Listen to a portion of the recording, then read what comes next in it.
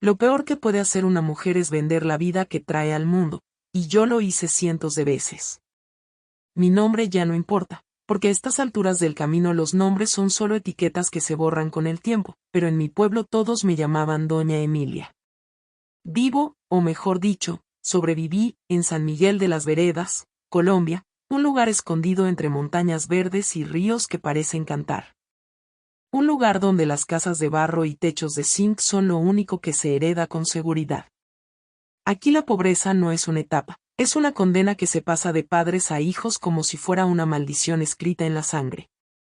Crecí viendo cómo los hombres se mataban en la plaza por deudas pequeñas, cómo las mujeres escondían el hambre sirviendo arepas de maíz rancio a sus hijos, y cómo los niños se convertían en adultos demasiado rápido, obligados por la necesidad. En medio de ese entorno, yo construí una vida que parecía ejemplar, madre de 12 hijos adoptivos discapacitados, mujer trabajadora, respetada en la parroquia, siempre con un pañuelo en la cabeza y una sonrisa para todos. Nadie sospechaba que detrás de esa fachada, tras esas manos que acariciaban y esos ojos que parecían llenos de bondad, había una verdad oscura que me devoraba por dentro. Durante más de 30 años fui la mujer que organizó la salida de decenas de bebés de este pueblo y de otros cercanos, vendiéndolos como si fueran mercancía. Mientras me repetía a mí misma que les estaba regalando una oportunidad que aquí nunca tendrían. Muchos dirán que soy un monstruo, pero los monstruos no siempre nacen con colmillos y garras. A veces se disfrazan de madres abnegadas. Yo me decía que no estaba robando a nadie, que no arrancaba a los niños de los brazos de sus madres, sino que ellas mismas me buscaban. Llegaban a mi casa con el alma rota, temblando de miedo y vergüenza, pidiéndome ayuda porque sabían que no podían criar a esos bebés. Algunas eran jovencitas de apenas 15 años, otras eran mujeres con 5 o 6 hijos más que ya no sabían cómo alimentar. Yo las escuchaba llorar, les ofrecía café, les ponía la mano en el hombro, y entonces les decía lo que ellas querían escuchar, que yo conocía familias ricas, buenas, dispuestas a pagar lo que fuera necesario para darles a esos niños educación, comida, ropa limpia y un techo digno. Ellas me miraban como si yo fuera un puente hacia otro mundo, como si de repente se abriera una puerta mágica para que sus hijos pudieran escapar de la miseria que aquí era inevitable. Y yo aprovechaba esa fe ciega. Sí, les conseguía esas familias, pero nunca les dije la verdad completa, que yo me quedaba con gran parte del dinero, que con esos billetes mantenía a mis 12 hijos adoptivos discapacitados, que alimentaba una casa llena de bocas que nunca pedí, pero que tampoco quise abandonar. Me justificaba diciéndome que el fin era noble, que sin ese dinero todos hubiéramos muerto de hambre. Pero en el fondo sabía que me estaba alimentando del dolor ajeno, que era yo la que sacaba ventaja de esas decisiones desesperadas. Lo más doloroso no fue el dinero que pasaba de mano en mano, sino las miradas de las madres que me entregaban a sus bebés. A veces todavía las recuerdo con una claridad insoportable, mujeres con los ojos enrojecidos, con las manos aferradas a las mantas donde sus recién nacidos dormían. Como si el último contacto pudiera grabar en la piel un recuerdo eterno. Algunas me suplicaban que les prometiera que los verían de nuevo algún día, otras me pedían que les dejara al menos una foto o una dirección. Yo nunca lo hice. Les decía que era imposible, que la adopción era un proceso cerrado y que, por seguridad de los niños, no podían quedar rastros. Mentía, claro que mentía, pero lo hacía con la voz suave de quien da consuelo. Y entonces ellas, con la cara bañada en lágrimas, aceptaban. Esa aceptación me destrozaba más que cualquier reproche, porque veía en sus ojos la mezcla más cruel que puede sentir una madre, el dolor de perder a un hijo y la esperanza de que, al hacerlo, le estaba dando una oportunidad que ella nunca podría ofrecerle. Yo cargaba con esas miradas en silencio, como quien carga un saco de piedras invisibles, y cada noche, al cerrar los ojos en la soledad de mi cuarto, escuchaba no solo el llanto de los niños que se iban, sino también el silencio insoportable de esas madres que quedaban vacías. La mentira más grande que aprendí a contar fue que todo lo hacía por amor. Amor por los niños, amor por sus futuros, amor por mi propia familia que necesitaba comer. Esa palabra se volvió mi escudo, mi excusa, mi disfraz. Lo hago por amor, me repetía mientras entregaba bebés como si fueran paquetes. Y al pueblo entero le mostré ese papel, la mujer caritativa, la madre de 12 hijos adoptivos que no tenían a nadie más. Nadie dudaba de mí, nadie sospechaba que detrás de las paredes de mi casa se firmaban acuerdos secretos, que había sobres con dinero escondidos en la alacena. Que mi sonrisa de domingo en misa ocultaba transacciones que habrían horrorizado a todos. Pero en las noches, cuando las calles de San Miguel de las Veredas quedaban en silencio y solo se escuchaba el murmullo del río, mi conciencia me perseguía. Porque aunque mi boca decía amor, mi corazón sabía que lo que movía todo era el miedo, miedo a no poder sostener a mis hijos, miedo a la pobreza. Miedo a que mi propia vida terminara como la de esas mujeres que venían a suplicarme. Y ahora, cuando el cuerpo ya no me obedece y la muerte me ronda como un pájaro oscuro en la ventana, sé que no puedo cargarme este secreto a la tumba. Tengo que contarlo, aunque me odien, aunque mi nombre se manche para siempre. Porque la verdad, por más cruel que sea, merece salir a la luz. Lo más cruel de esta historia es que todo empezó con una buena intención. Yo era apenas una muchacha cuando supe lo que era cargar con una responsabilidad que no pedí. Me casé joven, como casi todas en el pueblo, pero la vida me golpeó rápido. Mi marido se fue una mañana y jamás volvió, dejando tras de sí una promesa rota y una barriga de 6 meses.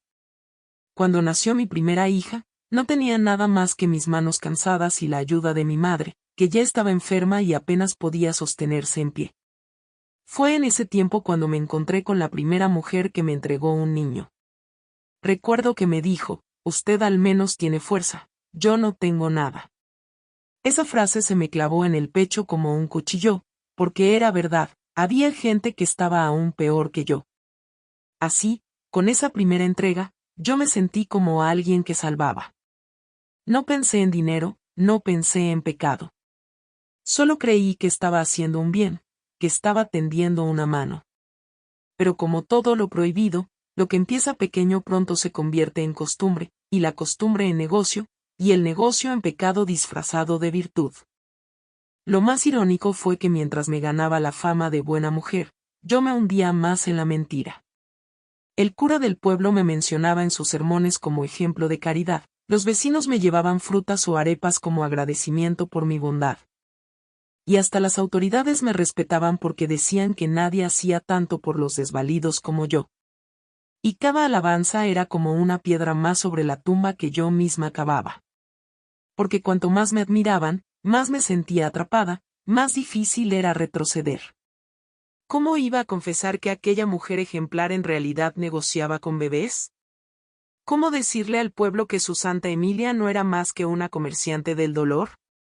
Me callé, claro, y ese silencio se convirtió en mi cárcel. Nadie sospechaba que los viajes que yo hacía a la capital, cargando cajas que decían ser de ropa usada, en realidad eran para entregar lo más sagrado que existe, vidas humanas. Lo más peligroso de jugar con la necesidad ajena es que uno empieza a justificar lo injustificable. Yo me decía que esas madres estaban mejor sin esos hijos, que los niños estarían agradecidos de crecer con juguetes, educación y abundancia. Llegué incluso a convencerme de que yo era un puente entre dos mundos, el mundo de la pobreza infinita y el mundo de la abundancia que ellos nunca conocerían si no fuera por mí. Pero en el fondo sabía que había algo sucio en todo eso, algo que no podía llamarse bondad. Porque si de verdad lo hubiera hecho solo por amor, ¿por qué me quedaba con tanto dinero? ¿Por qué cada nuevo trato me llenaba de miedo y codicia al mismo tiempo? No era solo un sacrificio, era también un negocio, y aunque yo quisiera negarlo, mi casa, mis hijos, mis vestidos nuevos, todo lo que tenía se construyó sobre la base de esos pactos oscuros. La mentira se volvió tan grande que hasta mis propios hijos crecieron creyendo en ella. Mis 12 adoptivos discapacitados eran la razón que yo le mostraba al mundo, el escudo perfecto.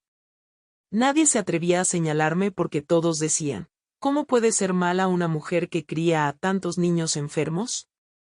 Y sí, los cuidé con amor verdadero, eso nadie me lo puede negar. Les di de comer, los arropé en las noches, los defendí de las burlas, los llevé al médico cuando pude. Pero siempre supe que lo hacía con dinero manchado, que cada bocado que entraba en sus bocas había sido comprado con el llanto de otra madre. A veces, cuando los veía dormir, me preguntaba si algún día me lo reprocharían, si ellos también sentirían que su bienestar se había construido sobre el dolor ajeno. Y en ese pensamiento se me encogía el corazón, porque sabía que tarde o temprano la verdad saldría, aunque fuera de mis propios labios en mis últimos días de vida. Lo más insoportable fue darme cuenta de que hasta Dios parecía guardar silencio. Yo rezaba todas las noches, arrodillada frente a un crucifijo gastado que colgaba en mi cuarto, pidiéndole al Señor que me mostrara una señal, que me castigara o me perdonara, pero que no me dejara en esa incertidumbre. Y nada pasaba. Al contrario, cuanto más pedía un rayo que me partiera, más se abría la puerta a un nuevo trato, a otra mujer que golpeaba mi puerta con un niño en brazos, a otro extranjero que llegaba con sobres llenos de dólares. Y ese silencio divino era peor que un castigo, porque me hacía pensar que tal vez lo que yo hacía no era tan malo, que tal vez hasta el mismo Dios cerraba los ojos porque comprendía mi necesidad. Pero después, cuando todo quedaba en silencio en la casa y escuchaba las respiraciones pesadas de los niños dormidos, me atacaban las dudas, como si fueran demonios susurrando en mis oídos: no es bondad lo que haces. Es negocio disfrazado de caridad.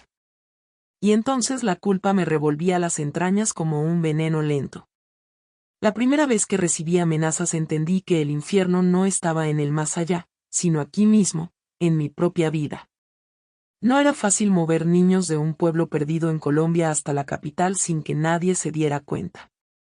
Y aunque yo creía que tenía todo bajo control, siempre hay ojos que miran, siempre hay bocas que murmuran. Un día encontré una carta bajo mi puerta: sabemos lo que hace. Más vale que comparta. Desde entonces mi vida se convirtió en un laberinto de miedo. Caminaba por las calles de San Vicente de Chucurí mirando hacia atrás, desconfiando hasta de los vecinos que me saludaban con amabilidad. Y comprendí que ya no podía salir del camino que había tomado. Si hablaba, me hundía; si callaba, seguía encadenada a ese círculo vicioso. Fue entonces cuando me di cuenta de que el dinero nunca trae paz, que cada billete que guardaba bajo el colchón era una soga más alrededor de mi cuello. Lo más triste de todo es que ya no sé en qué momento dejé de reconocerme en el espejo. Antes yo era Emilia, la muchacha alegre que soñaba con un futuro sencillo, con un esposo trabajador y una casita donde criar hijos propios. Pero esa Emilia se murió hace años, aplastada por las decisiones que tomé. Hoy, cuando me miro, veo a una anciana de manos arrugadas, con una mirada que carga demasiados secretos y un cuerpo cansado que apenas puede sostenerse. Ya no soy la mujer que el pueblo alababa ni la comerciante que hacía tratos en la capital. Soy solo un fantasma de mí misma, alguien que se esconde en las sombras de su propia historia. Y lo peor es que siento que he llegado a un punto de no retorno, que aunque me confiese 1000 veces y pida perdón de rodillas, jamás podré borrar las huellas de todo lo que hice. Por eso hoy, antes de que mi voz se apague para siempre, necesito contar la verdad.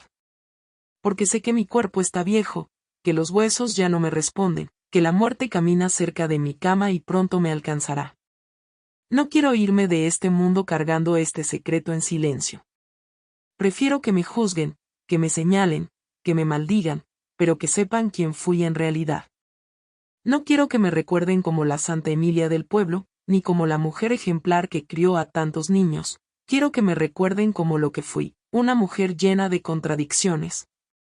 Capaz de amar con ternura y de pecar con la misma fuerza, una mujer que salvó y condenó al mismo tiempo. Esta es mi historia, la que nadie quiso escuchar, la que yo misma escondí por décadas, pero que hoy me atrevo a contar con la esperanza de que, al soltarla, mi alma pueda descansar en paz.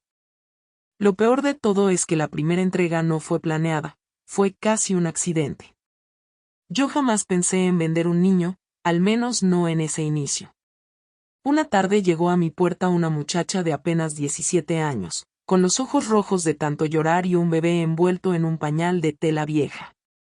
Me rogó que se lo cuidara porque su familia la quería echar de la casa por haber quedado embarazada de un hombre que la había abandonado. Yo no sabía qué hacer, pero acepté porque la vi tan desesperada que sentí que ese niño moriría si no intervenía.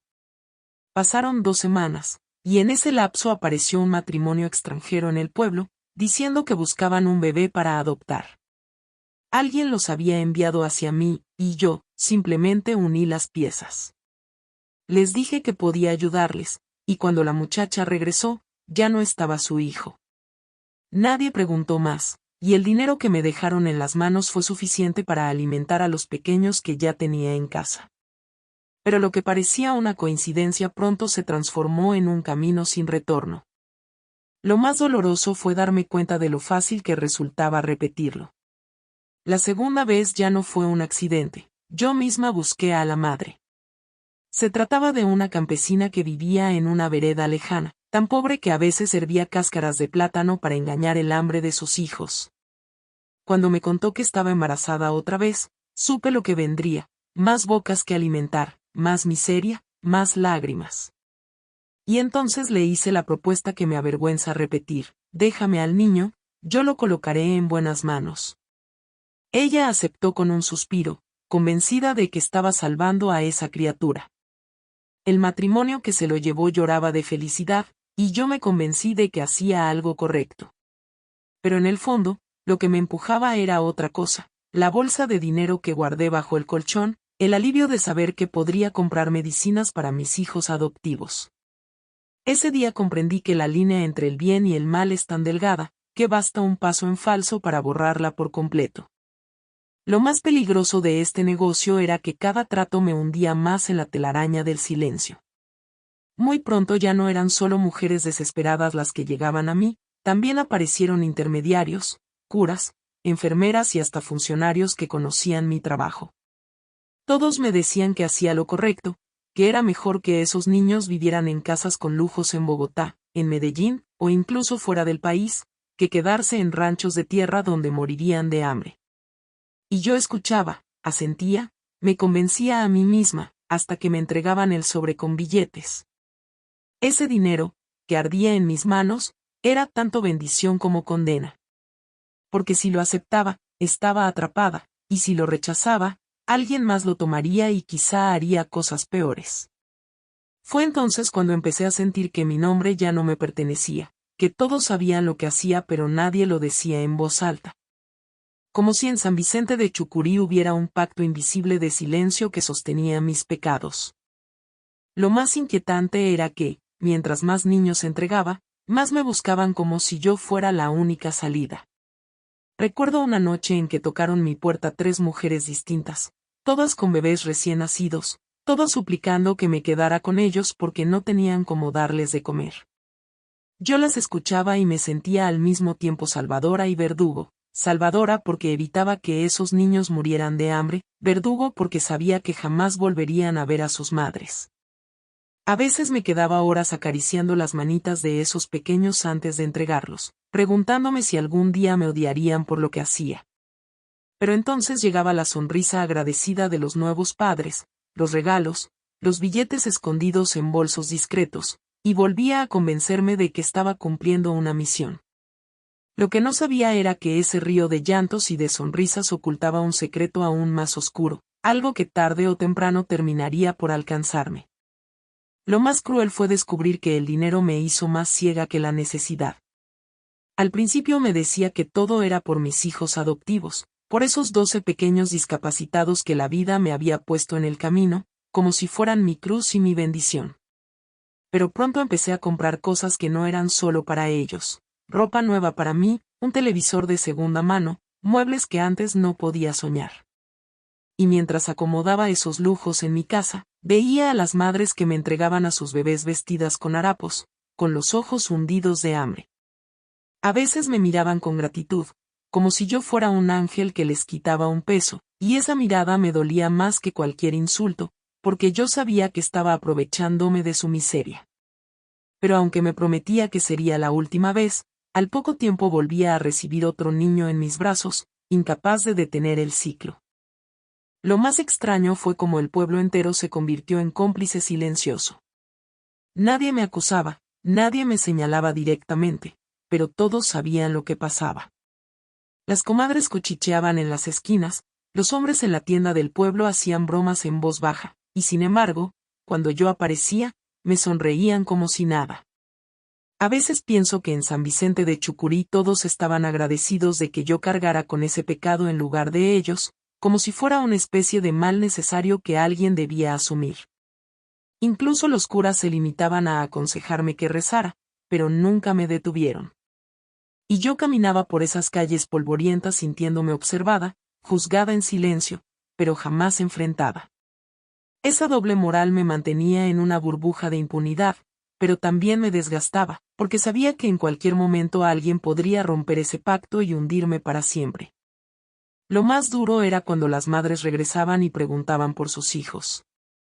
Nunca olvidaré el rostro de una de ellas, una muchacha de voz suave que volvió al cabo de unos meses, diciendo que había cambiado de opinión y que quería recuperar a su bebé. Me tomó de las manos, me rogó, me lloró como si me estuviera entregando su alma. Yo la miraba y no tenía palabras. Ese niño ya estaba en otra ciudad, en otra casa, en otro mundo. Le inventé una mentira para calmarla, pero sus ojos se llenaron de rabia cuando entendió que nunca lo volvería a ver. Esa noche lloré como no lloraba desde mi juventud, porque me di cuenta de que había arrebatado algo que no me pertenecía. Pero al día siguiente, como si nada hubiera pasado, otra mujer llegó a mi puerta con otro niño, y yo repetí la misma historia. Y así, mi corazón se fue endureciendo poco a poco. Lo más inquietante fue notar que cada nuevo trato atraía a personas más poderosas, gente con la que no podía jugar.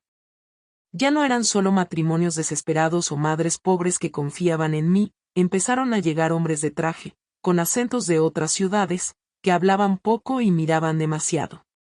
Sus autos brillaban en las calles de tierra del pueblo, y con solo verlos entendí que estaba entrando en un terreno peligroso. Ellos no pedían favores, daban órdenes. Y detrás de esos hombres llegaban maletas con dinero, con cifras que jamás había imaginado tocar. Era el tipo de dinero que podía salvar a una familia entera o destruirme si decía que no. Yo sonreía, obedecía y me repetía que todo era por mis hijos adoptivos, pero en el fondo sabía que ya no era dueña de mis decisiones. Lo que comenzó como una ayuda se había convertido en una cadena invisible que me arrastraba cada vez más profundo. Lo más vergonzoso fue darme cuenta de que mi casa, esa que antes olía a sopa humilde y a tierra mojada, se había convertido en una oficina de transacciones oscuras. Ya no era un hogar, sino un lugar donde se firmaban papeles falsos, donde se contaba dinero en la mesa del comedor, donde las cunas eran solo estaciones de paso antes de que esos bebés tomaran rumbo hacia un destino que yo ni siquiera conocía.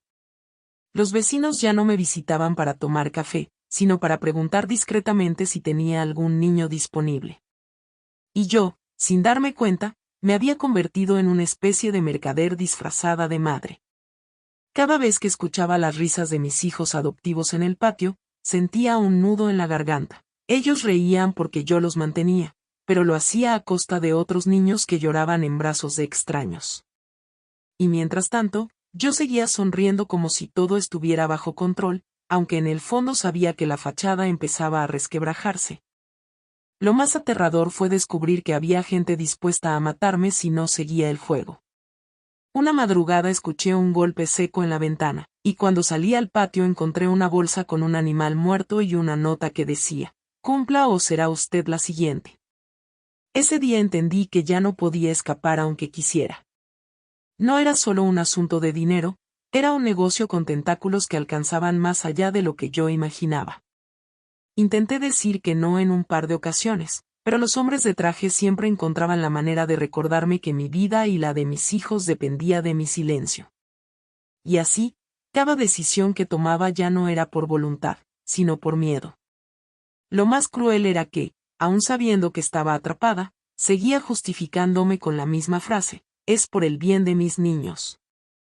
Pero esa mentira ya no lograba calmarme como antes. Lo más triste fue aceptar que mi propio corazón empezó a endurecerse como piedra. Al principio lloraba cada vez que entregaba un bebé, me quedaba noches enteras sin dormir, con las imágenes de las madres suplicando. Pero con el tiempo, las lágrimas se fueron apagando y en su lugar apareció una frialdad que me asustaba. me sorprendía de mí misma. Ya no acariciaba las manitas de los niños tanto tiempo, ya no dudaba tanto al recibir el dinero, ya no me temblaba la voz cuando decía que todo estaría bien. Era como si una parte de mí se hubiera apagado para siempre. Y aunque esa coraza me protegía del dolor, también me alejaba de lo poco de humanidad que me quedaba. Sabía que cada vez era más difícil salir de esa frialdad, pero tampoco podía retroceder, porque ya había entregado demasiado, ya había visto demasiado, ya había cobrado demasiado. Lo más inquietante de todo es que en lo profundo de mí sabía que aquello tarde o temprano explotaría. Nadie puede cargar con tantos secretos sin que el mundo, de alguna manera, se encargue de exponerlos. Yo vivía con miedo de que alguien me denunciara, de que algún niño creciera y buscara su origen, de que alguna madre desesperada me señalara frente a las autoridades. Cada ruido en la calle me parecía un presagio, cada visita inesperada un posible delator. Y aunque seguía entregando niños, cada transacción se sentía como una cuenta regresiva, como un reloj invisible marcando el día en que todo se sabría. No sabía cuándo ni cómo, pero lo presentía, mi historia no podía seguir escondida para siempre. Y en el silencio de mis noches, mientras escuchaba la respiración pesada de mis hijos adoptivos, lo único que me preguntaba era qué precio tendría que pagar cuando la verdad finalmente saliera a la luz. El día que más temía llegó con un golpe seco en la puerta, un sonido que todavía hoy me retumba en los huesos. Durante años había soñado con ese momento, lo había imaginado en mis pesadillas, y siempre me decía que, si llegaba a ocurrir, yo estaría preparada, que sabría cómo reaccionar, que encontraría las palabras correctas para defenderme. Pero cuando abrí esa puerta y vi a los dos policías uniformados con sus caras serias y sus manos apoyadas en el cinturón, todo lo que había ensayado en mi cabeza se borró de un golpe. El corazón me latía tan rápido que apenas podía escuchar lo que me decían, como si el mundo entero se hubiera sumergido bajo el agua y solo llegaran ecos distorsionados. Alcancé a entender que alguien me había delatado, que las visitas constantes a mi casa ya no habían pasado desapercibidas, que los secretos no duran para siempre.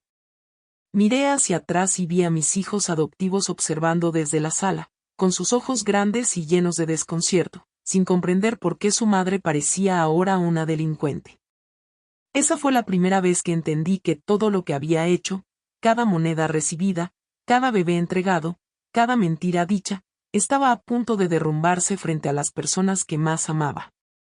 Y aún así, lo más duro no fue la presencia de los policías, sino la certeza silenciosa de que ese golpe en la puerta no era el final de mi historia, sino apenas el comienzo de mi verdadero juicio.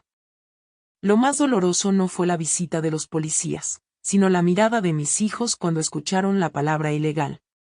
Ellos, que durante años habían creído que yo era una madre sacrificada, que luchaba contra la pobreza para darles un techo, de pronto me miraban como si hubieran descubierto a una extraña viviendo en la misma casa. Fue un silencio breve, apenas unos segundos, pero en esos ojos vi la traición, la confusión, sobre todo, la pregunta que yo más temía: ¿a qué precio nos diste todo esto? Sentí un nudo en el pecho tan fuerte que apenas podía respirar, porque de pronto me di cuenta de que las justificaciones que yo repetía cada noche en mi cabeza, es por ellos, por su bienestar, por sus medicinas, por su comida, ya no tenían fuerza frente a esa mirada acusadora. Yo podía convencer a un juez, podía negociar con la policía, incluso podía mentirle al pueblo entero si hacía falta, pero jamás iba a poder escapar de la condena silenciosa de esos niños que crecieron bajo mi techo. Y allí entendí algo aterrador, que tal vez nunca me perdonarían, que tal vez crecerían sabiendo que su madre no era una santa, ni una mártir, ni una luchadora, sino una mujer que había traficado con vidas inocentes. Y aunque no me lo dijeron en voz alta, ese silencio, ese vacío entre nosotros, fue más duro que cualquier sentencia judicial. Lo más inesperado fue que, en lugar de llevarme esposada de inmediato, me dieron una oportunidad para hablar. El comisario, un hombre alto y con bigote espeso, me miró fijamente a los ojos y me dijo con voz grave: «Queremos escuchar su versión».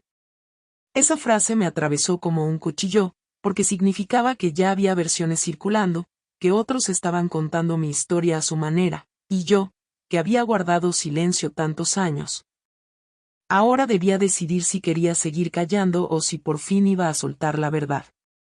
En el trayecto a la estación, mientras el carro avanzaba por las calles empedradas de San Jacinto, el aire parecía más pesado de lo normal, como si todo el pueblo se hubiera detenido a observarme.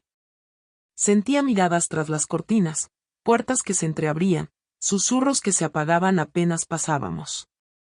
Era como si de pronto todos supieran lo que había hecho, como si ya no hubiera paredes suficientes para ocultar lo que durante 3 décadas había intentado enterrar. Miraba las casas conocidas, la panadería donde compraba pan cada mañana, la iglesia donde tantas veces recé con las manos temblando, la plaza donde jugué de niña, y todo parecía acusarme en silencio. Por primera vez, me sentí desnuda frente a la memoria colectiva de un pueblo que nunca olvida, y que empezaba a atar los cabos que yo creía deshechos. Lo más cruel fue descubrir que, al final, el juicio más implacable no vino de la ley, sino de las mujeres del pueblo.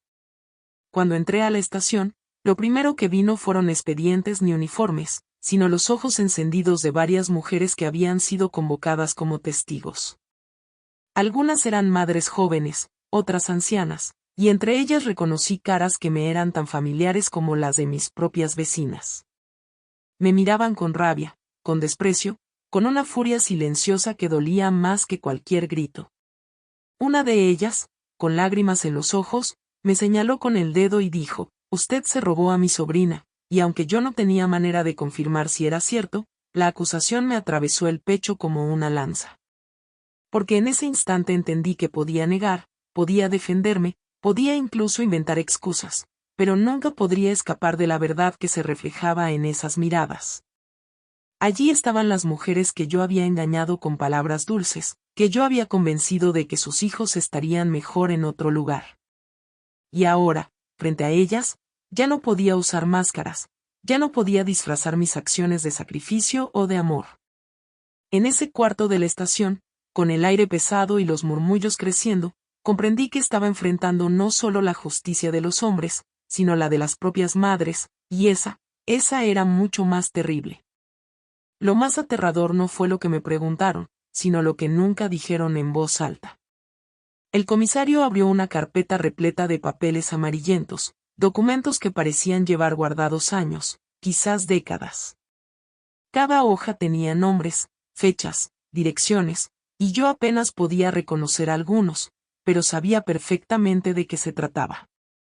Eran los registros de aquellos niños que habían desaparecido sin dejar rastro, bebés que sus madres nunca volvieron a ver, familias enteras que cargaron con un duelo eterno sin cuerpos que enterrar. Sentí un escalofrío recorrerme de pies a cabeza, porque comprendí que todo estaba allí, que habían armado un rompecabezas paciente y silencioso durante años, y que ahora cada pieza encajaba en el lugar exacto para señalarme. El comisario me miraba sin hablar, como si estuviera esperando que yo reaccionara primero, como si su silencio fuera más fuerte que cualquier palabra. Y lo más inquietante era la certeza de que había cosas en esas carpetas que yo misma ya había olvidado, pequeños detalles de transacciones antiguas que mi mente había borrado para poder dormir tranquila. En ese instante supe que, aunque quisiera, ya no podía huir ni esconderme, la memoria de mis actos estaba escrita con tinta que nunca se borra. Lo más desgarrador fue escuchar los nombres de las madres que nunca dejaron de buscar.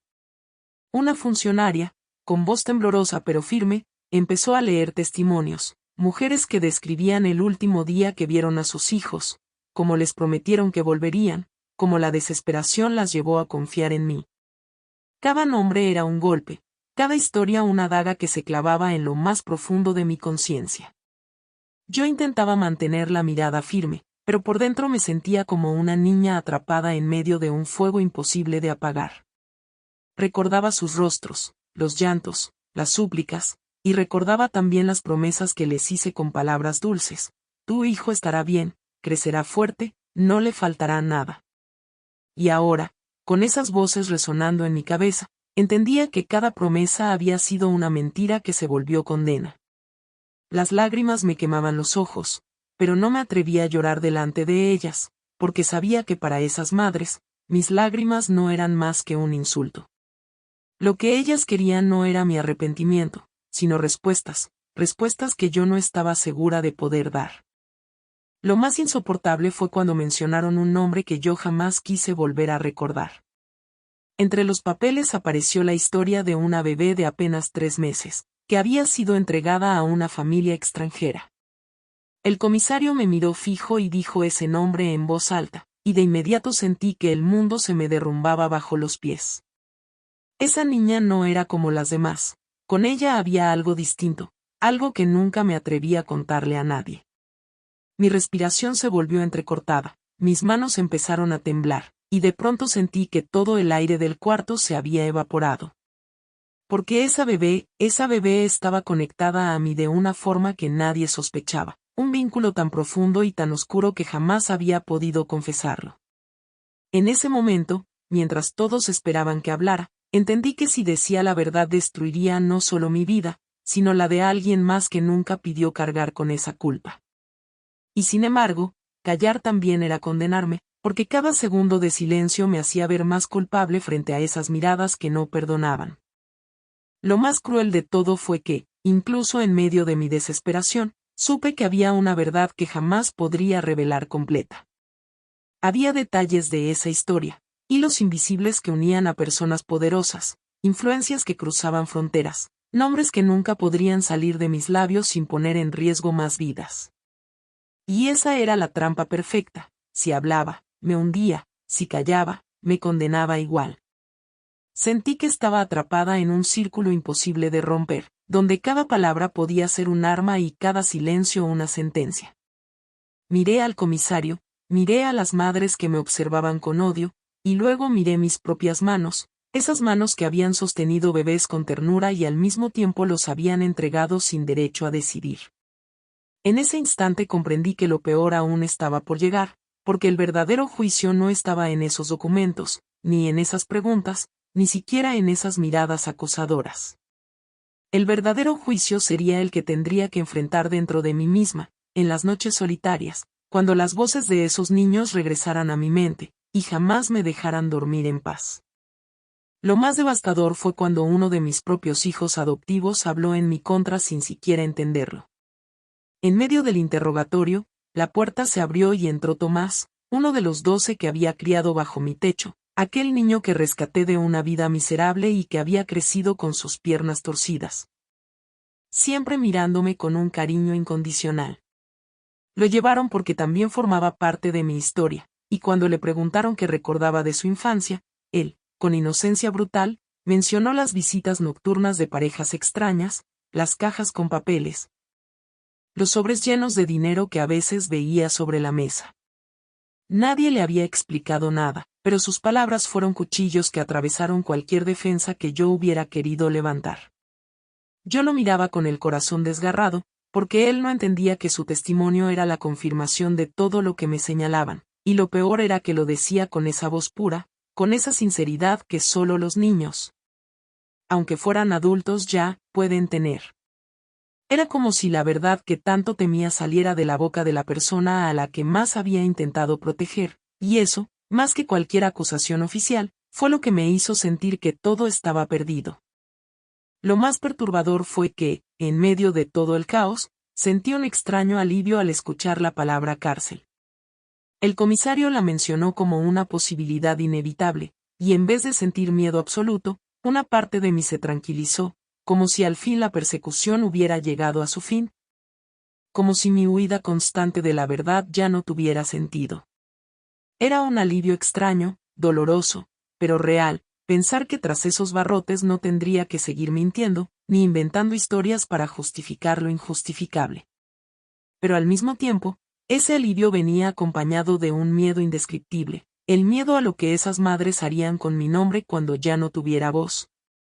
El miedo a lo que mis propios hijos sentirían al cargar con el estigma de haber sido criados por una mujer que comerciaba con el dolor ajeno. Cada vez que esa palabra, cárcel, se repetía, mi mente viajaba entre dos extremos, el deseo de que todo acabara de una vez, y el terror de que mi historia no se olvidara jamás, que quedara marcada en las memorias de un pueblo entero como la mayor traición que una mujer podía cometer. Lo más insoportable fue que el pueblo entero parecía respirar dentro de esa sala de interrogatorios. Podía sentir las voces de San Miguel de Tucumán, cada calle, cada vecino, cada mirada de quienes me habían visto como una anciana respetada, como la mujer que ayudaba a las madres pobres con buenas intenciones. Sabía que allá afuera ya corrían rumores, que las lenguas estaban afiladas, que los rostros que ayer me saludaban hoy escupirían mi nombre como si fuera veneno. Esa presión invisible me ahogaba mucho más que las preguntas de los jueces o los papeles que me señalaban culpable. Porque en un pueblo como el mío, donde todos saben de todos, la condena no la dicta un juez, la dicta la memoria colectiva, esa que nunca perdona, esa que se repite en las cocinas, en las plazas, en los mercados.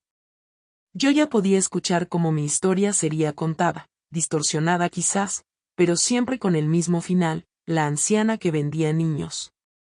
Y no había nada que pudiera hacer para borrar esa sentencia que pesaría más que cualquier cadena en mis muñecas.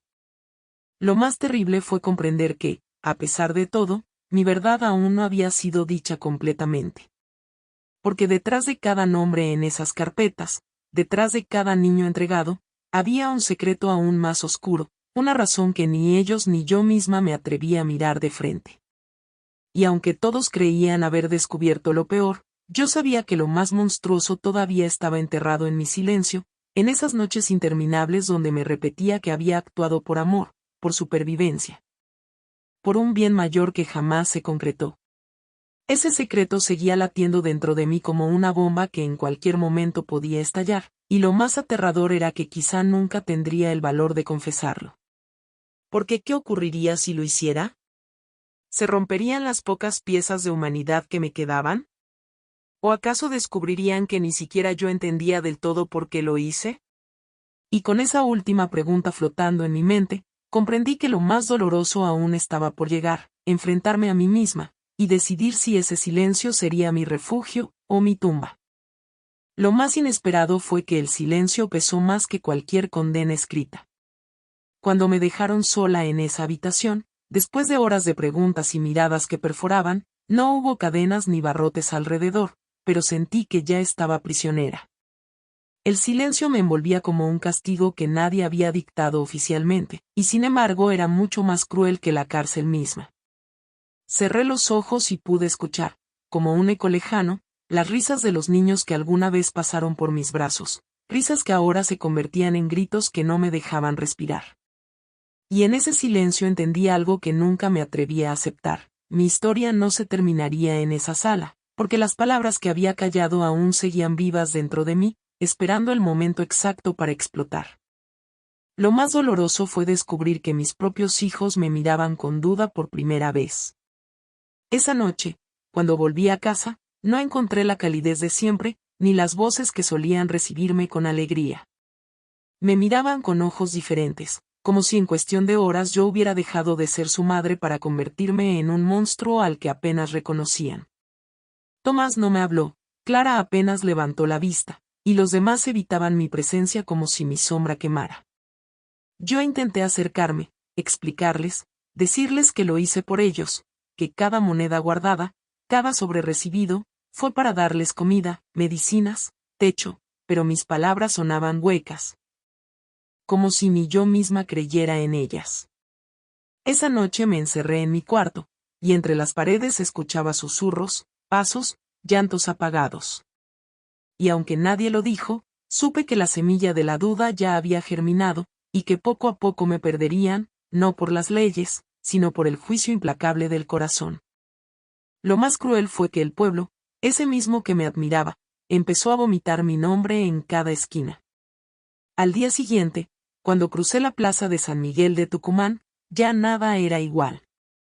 Las miradas que antes me saludaban con respeto ahora se apartaban con desprecio. Algunos murmuraban en voz baja, otros señalaban sin pudor, y los más valientes me escupieron palabras que dolieron más que piedras. Me llamaban ladrona, traficante, asesina. Yo caminaba con la cabeza baja, pero sentía cada insulto como si fueran cuchillos clavándose en mi espalda. Lo más duro era escuchar a las viejas amigas, aquellas que alguna vez compartieron mi mesa, repetir esas historias envenenadas como si nunca me hubieran conocido.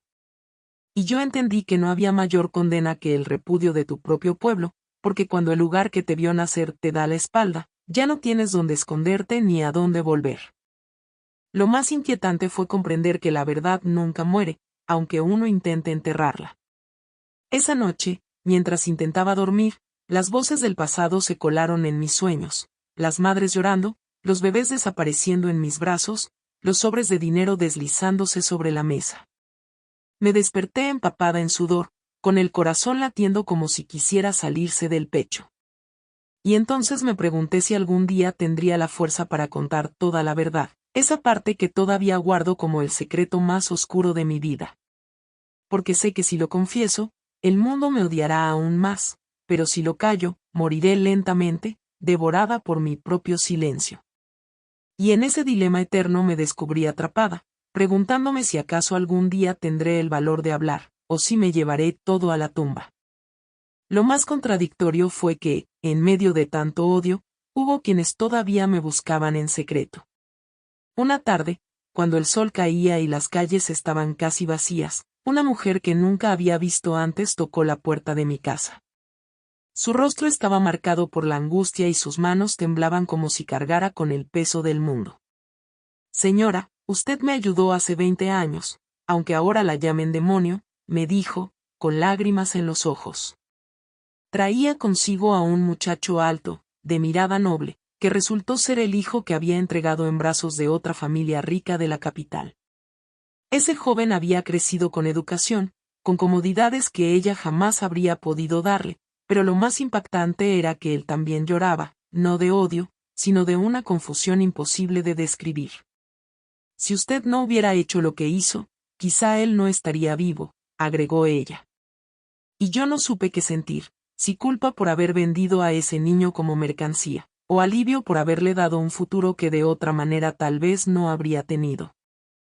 Lo más duro fue que esas pocas muestras de gratitud nunca alcanzaban para callar los gritos de las otras madres. Porque si bien había casos como el de aquella mujer que me agradeció en secreto, también existían decenas, quizás cientos, de madres que jamás dejaron de maldecirme. Cada vez que iba al mercado, escuchaba sus voces envenenadas. Ella se robó a mi hija, a mí me engañó con promesas de futuro, esa vieja nos arrancó la sangre de las venas. Esas frases me perseguían como fantasmas, y aunque intentaba no mirarlas, aunque me repetía una y otra vez que yo no había obligado a nadie, la verdad es que la desesperación las había vuelto vulnerables y yo aproveché ese dolor. Y es ahí donde se me quiebra el alma, porque al recordarlas, no puedo esconder la certeza de que ellas no me odiaban solo por lo que hice, sino porque, al final, tenían razón. Yo sí me quedé con la mayor parte del dinero. Yo sí alimenté a mis hijos con el hambre de otros. Lo más inesperado fue que mis propios hijos adoptivos empezaron a hacer preguntas que jamás pensé escuchar. Una noche, mientras cenábamos en silencio, Mateo, mi hijo más pequeño, el que siempre fue el más frágil, me miró con esos ojos grandes y me preguntó, «Mamá, ¿yo también fui comprado?» Sentí que la cuchara se me cayó de las manos y el ruido del metal contra el plato retumbó como un trueno en la mesa. Todos lo miraron en silencio, esperando mi respuesta, y yo no pude pronunciar palabra alguna. Mi garganta estaba seca, mi corazón se agitaba como un pájaro atrapado en una jaula. ¿Cómo podía decirle que él era parte del mismo sistema que yo había construido? ¿Cómo explicarle que lo había criado con amor verdadero, pero que su llegada también estuvo marcada por transacciones frías y billetes manchados de lágrimas? Esa pregunta quedó flotando en el aire, y aunque nadie más habló, todos entendieron la respuesta sin necesidad de que yo dijera nada. Lo más aterrador fue darme cuenta de que el tiempo ya no podía protegerme de la verdad. Durante 30 años me escondí detrás de excusas, de frases repetidas, de la idea de que todo lo hice por amor y por necesidad. Pero ahora, sentada en esta mecedora vieja de madera que cruje con cada movimiento, veo como el tiempo me ha dejado sin escudos. Las arrugas en mi piel no borran las cicatrices en mi conciencia, y el paso de los años no apaga los gritos de los que alguna vez llamé mis víctimas. Sé que la vida me prestó demasiado tiempo, que me dio la oportunidad de reinventar mi historia y de aparentar ser una madre sacrificada, cuando en realidad fui verdugo disfrazado de salvadora.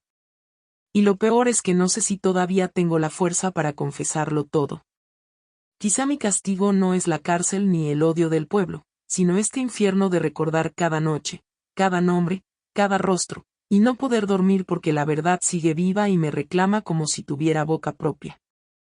Lo más injusto fue que todos se quedaron con la versión más oscura de mi historia y nadie preguntó por la otra cara. Porque sí, vendí niños, y no lo niego, pero también rescaté a muchos de la muerte segura, de hospitales sin medicinas, de calles llenas de hambre. Nadie quiso ver que detrás de cada transacción había un niño que al menos respiraba un aire distinto al del abandono. Y, sin embargo, yo misma me pregunto hasta hoy, ¿eso justifica que los haya convertido en mercancía? ¿Puede el fin limpiar las manos manchadas de sangre? La respuesta nunca llega, o quizá no quiero escucharla, porque dentro de mí todavía habita esa mujer que creyó estar haciendo lo correcto, aunque ahora me miro al espejo y apenas puedo sostener mi propia mirada. La injusticia, al final, no está en lo que el pueblo dice, sino en que yo misma ya no sé quién soy. Lo más desgarrador fue recordar que, en el fondo, yo también fui una niña abandonada. Tal vez por eso entendía tan bien a las madres pobres, porque yo misma había sentido ese vacío en la infancia, esa soledad que muerde como animal hambriento. Quizá mi error fue pensar que podía usar mi dolor como excusa para repetir el ciclo en otros. Es cierto que nunca tuve la oportunidad de crecer con amor verdadero, y cuando me encontré con decenas de bebés en brazos de mujeres desesperadas, vi en ellos una especie de reflejo de mí misma. Pero en lugar de romper la cadena, terminé fortaleciéndola, convencida de que era un mal necesario. Y ahora me doy cuenta de que todo lo que hice fue perpetuar la herida que me marcó desde pequeña. Ese es el castigo más cruel, convertirme en el mismo monstruo del que yo había jurado escapar. Lo más insoportable es saber que todavía guardo un secreto que nunca me atreví a confesar. Porque sí, hablé de los niños, de las familias ricas, de los sobres con dinero, pero hay algo más, algo que aún me pesa más que todo lo contado hasta ahora. A veces me despierto en la madrugada con la sensación de que alguien me observa desde la oscuridad, y me pregunto si no será la memoria de aquel secreto exigiéndome que lo saque a la luz. No puedo decirlo todo, no todavía, pero lo cierto es que hubo un niño, uno en especial, cuyo destino nunca conté, ni siquiera a mis hijos. Y aunque juro que algún día lo revelaré, hoy no puedo. No me atrevo. Tal vez no sobreviva a la reacción que provocaría. Ese silencio será mi último acompañante, hasta que alguien lo rompa. Lo más inquietante es que esta historia todavía no ha terminado, aunque muchos crean que sí. Yo sigo aquí, en este pueblo de San Miguel de Tucumán, envejecida, marcada, odiada y recordada como la mujer que vendía niños. Y sin embargo, lo que aún no saben es que mi relato apenas ha mostrado la mitad de la verdad. Porque lo que falta, lo que aún no he dicho, es tan fuerte que podría cambiarlo todo. Y quizá lo cuente pronto, pero no hoy. Si de verdad quieres conocer el desenlace completo, si quieres escuchar lo que nunca nadie se atrevió a confesar, quédate conmigo en este canal, suscríbete y acompáñame. Porque te juro que lo que viene será aún más oscuro de lo que imaginas.